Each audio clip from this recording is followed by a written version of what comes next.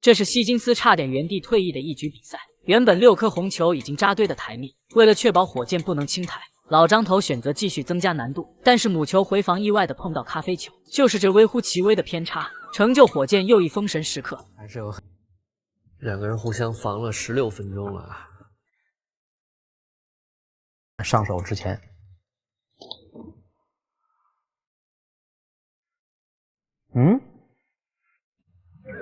哇，够悬的。这是火箭最认真的一次147，养了1年猪的他重回赛场，不仅让老奶奶为之疯狂，更是让老大爷直呼需要复赛的心意。这神奇的一幕就发生在2014年英锦一杆决胜局147，塞尔特心想，我也不是塞尔比亚，老兄弟你睁开眼睛看清楚。火箭坏笑，情况不妙，胖子擦汗，黑钱难赚，见过打假球的，但是2个人抢着互相喂饼的，恐怕真不多见。高超的技术配上拙劣的演技，还真是别有一番风味。故事就从这杆 K 球开始。明明有多颗单叫的红球，非要选择 K 球。其实 K 球失误是再正常不过，也最不容易被发现。胖子里直勾勾的看着计分器，要假装表达一下他对胜利还是有渴望的。这是演都不打算演了，直接用呲杆来给火箭喂饼。不仅红球留下一个手摆位，黑球还留在了袋口。赛点局给火箭留下这样的局面，胖子里心里已经盘算回家数钱了，但是表面功夫还是要做足。今天这个皮头怎么回事？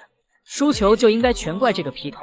这样的操作偏偏外行人容易，想要这么轻易糊弄火箭，那是万万行不通的。我们且看火箭不成熟的演技是怎么反向喂饼的。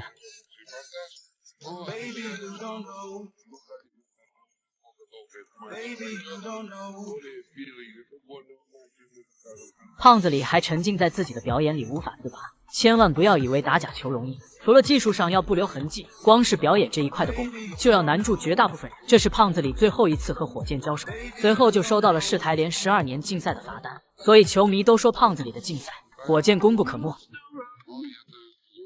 简单的红球已经全部清理完毕，属于火箭的拙劣表演也将拉开帷幕。故意打丢黑球的同时，还要同时 K 出一颗红球中袋，火箭被自己使坏的心思给逗乐了。这个感觉就像你明明知道眼前的小朋友在撒谎，还要继续给他挖坑，让他证明自己没撒谎。胖子里当然也是心知肚明，直接吓出了一身冷汗。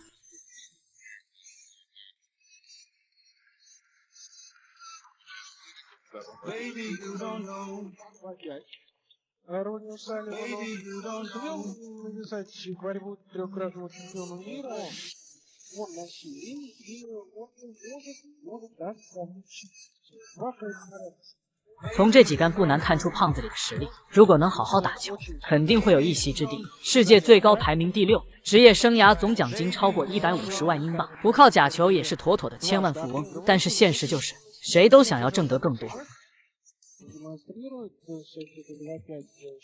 这杆 K 球运气不好，其实已经没有进攻的机会，但胖子里接下来这杆翻带，绝对能和翻带王子希金斯平分秋色。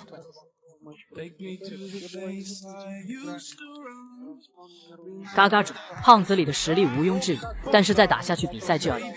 这颗粉球中带必须出现意外。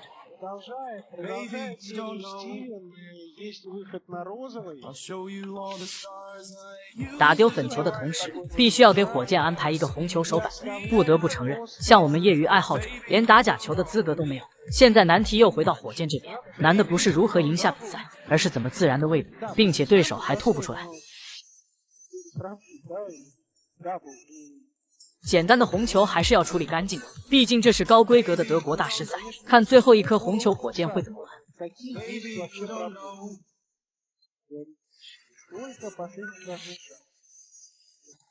漂亮的连打带 K， 难道火箭是真的打算清台吗？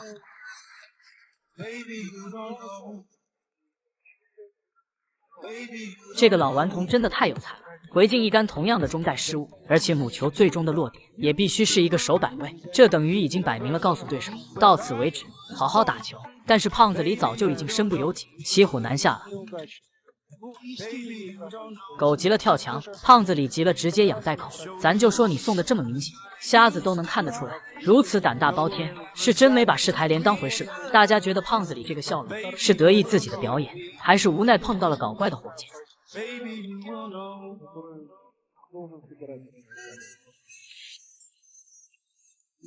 兄弟们注意看，此时的火箭故意放慢了击球的速度，而且开始保持使用左手。虽然火箭的左手也有世界前16的实力，但是如此故意为之，他肯定已经计划好了还有后招。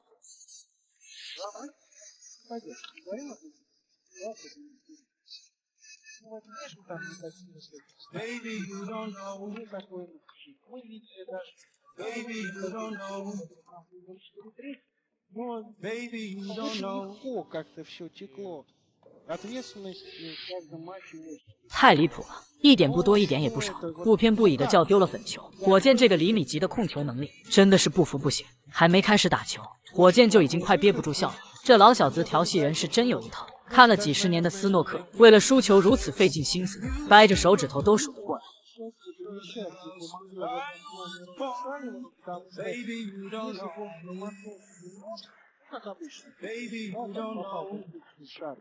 I'll show you all the stars I used to hide.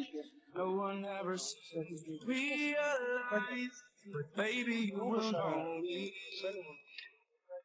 Baby you will know. 这样的实力就问服气不服气？长台照样有能力养袋口，胖子李卫的就是要你突不出去。输球的人脸上藏不住的开心，而即将迎来胜利的火箭却像打了霜的茄子。粉球打进，火箭失望的取得胜利。最后一段3个人的表情都非常有趣，大家细细品味。